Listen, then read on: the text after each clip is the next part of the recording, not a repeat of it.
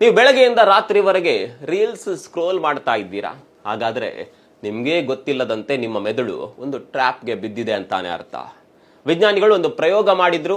ಒಂದು ಪಾರಿವಾಳದ ಪಂಜರದಲ್ಲಿ ಒಂದು ಬಟನ್ ಇಟ್ರು. ಆ ಬಟನ್ ಒತ್ತಿದಾಗ್ಲೆಲ್ಲ ಪಾರಿವಾಳಕ್ಕೆ ಆಹಾರ ಸಿಗ್ತಾ ಇತ್ತು. ಸ್ವಲ್ಪ ದಿನದ ನಂತರ ಇನ್ನೊಂದು ಬಟನ್ ಇಟ್ರು. ಅದನ್ನೊತ್ತಿದ್ರೆ ಒಂದು ಹೆಣ್ಣು ಪಾರಿವಾಳ ಪಂಜರದ ಒಳಗೆ ಬರ್ತಾ ಇತ್ತು. ಗಮನಿಸಿ, ಆ ಪಾರಿವಾಳ ನಿಧಾನವಾಗಿ ಆಹಾರದ ಬಟನ್ ಬಿಟ್ಟು ಹೆಣ್ಣು ಪಾರಿವಾಳ ಬರುವ ಬಟನ್ ಒತ್ತೋದಕ್ಕೆ ಶುರು ಮಾಡ್ತು. ಈಗ ವಿಜ್ಞಾನಿಗಳು ಪ್ಲಾನ್ ಅನ್ನ ಬದಲಾಯಿಸಿದ್ರು. ಬಟನ್ ಒತ್ತಿದಾಗ ಪ್ರತಿ ಬಾರಿ ಆಹಾರ ಸಿಗ್ತಾ ಇರಲಿಲ್ಲ, ಒಂದೊಂದು ಸಲ ಆಹಾರ ಸಿಗ್ತಾ ಇತ್ತು. ಒಂದೊಂದು ಸಲ ಹೆಣ್ಣು ಪಾರಿವಾಳ ಬರ್ತಾ ಇತ್ತು, ಇನ್ನು ಕೆಲವು ಸಲ ಏನೂ ಸಿಗ್ತಾ ಇರಲಿಲ್ಲ. ಈಗೇನಾಯ್ತು ಗೊತ್ತಾ? ಆ ಪಾರಿವಾಳಕ್ಕೆ ಹುಚ್ಚು ಹಿಡಿದಂತಾಯ್ತು.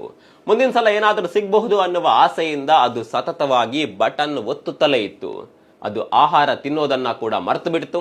ಕೊನೆಗೆ ವಿಜ್ಞಾನಿಗಳು ಪಂಜರ ತೆಗೆದ್ರೂ ಕೂಡ ಆ ಪಾರಿವಾಳ ಹಾರಿ ಹೋಗುವ ಬದಲು ಅಲ್ಲೇ ನಿಂತು ಆ ಬಟನ್ ಒತ್ತುತ್ತಾ ಇತ್ತು.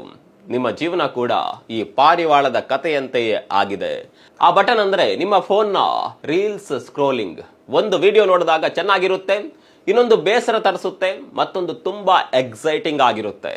ಮುಂದಿನ ವಿಡಿಯೋ ಇದಕ್ಕಿಂತ ಬೆಟರ್ ಆಗಿರುತ್ತೆ ಅನ್ನುವ ಭ್ರಮೆಯಲ್ಲಿ ನೀವು ಸ್ಕ್ರೋಲ್ ಮಾಡ್ತಾನೆ ಇರ್ತೀರಿ. ಹೀಗಾಗಿ ಪಾರಿವಾಳ ಆಗೋದಕ್ಕೆ ಹೋಗಬೇಡಿ. ನಿಮ್ಮ ಅಮೂಲ್ಯವಾದ ಸಮಯವನ್ನ ಮತ್ತು ನಿಮ್ಮ ಸ್ಕಿಲ್ಸ್ ಅನ್ನ ಸ್ಕ್ರೋಲಿಂಗ್ ನಲ್ಲಿ ಹಾಳು ಮಾಡಬೇಡಿ. ಈ ಡಿಜಿಟಲ್ ಪಂಜರದಿಂದ ಹೊರಬರೋದಕ್ಕೆ ಪ್ರಯತ್ನ ಮಾಡಿ. ನಿಮ್ಮ ಲೈಫ್ ಕಡೆ ಕೂಡ ಸ್ವಲ್ಪ ಗಮನ ಕೊಡಿ.